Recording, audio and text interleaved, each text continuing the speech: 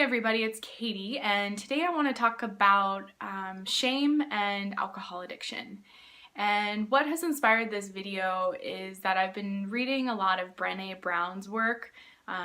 She's a brilliant woman who does research on shame and vulnerability and courage and wholehearted living.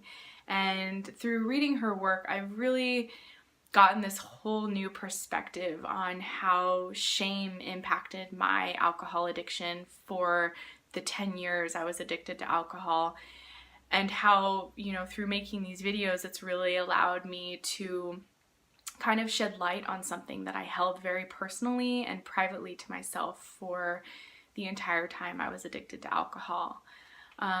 So I was dependent on alcohol for about 10 years, and it was something that I kept very, very private. Even my own husband, he knew I drank, but he didn't realize the severity of the addiction that I had. It was something that I battled with every day, and I was so ashamed of it that I hid it from anyone and everyone.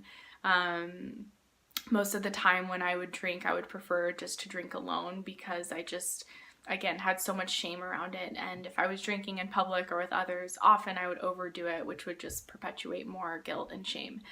And with that too, actually, so I want to talk about Brené Brown, and she distinguishes guilt and shame. With guilt, it's I did something bad, so you have guilt around that, and shame is I am a bad person. And she defines shame as an intensely painful feeling or experience that we are flawed and unworthy of love. And this is just so deeply painful to me because for me with my alcohol addiction, as I said, there was so much shame around it, and it was mainly from myself because the majority of people I know, they didn't know I had this struggle with alcohol addiction. But I know with many others whose families or friends know about their alcohol addiction, there's a lot of shaming that happens from the outside. And for the past century, alcohol addiction has been primarily treated with shaming behavior and punishment behavior, which is not effective and actually can make things worse. So if you're addicted to alcohol and you're inflicting this shame on yourself because you feel so bad, because alcohol addiction is not logical, it's not something you can reason away. When you're shaming yourself with it, it's just hurting things more. It's corroding the belief that you can do better. And then when others pile the shame on top of it for you, it just keeps the vicious cycle going, and it's very hard to break free from that.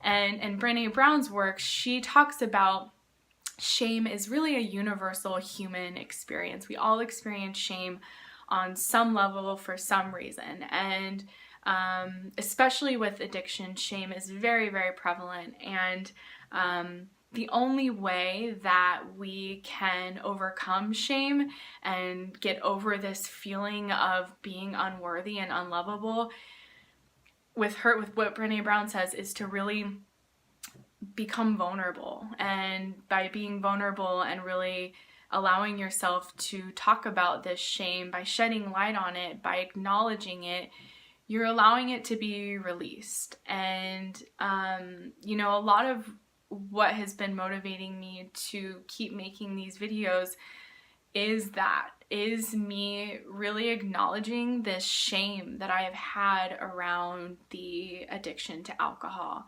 And, by allowing myself to be vulnerable, by speaking from my heart, by speaking from my experience in these videos, it's been scary. It's required me to muster up courage from I don't even know where. I've just had this drive to keep making these videos, even if it's able to help just one person. I felt it was worth it. So, I've had a lot of fear and reservations about getting these videos out there, but despite that, I've just mustered up the courage and allowed myself to be vulnerable and expose this story that I have so much shame around, or have had so much shame around.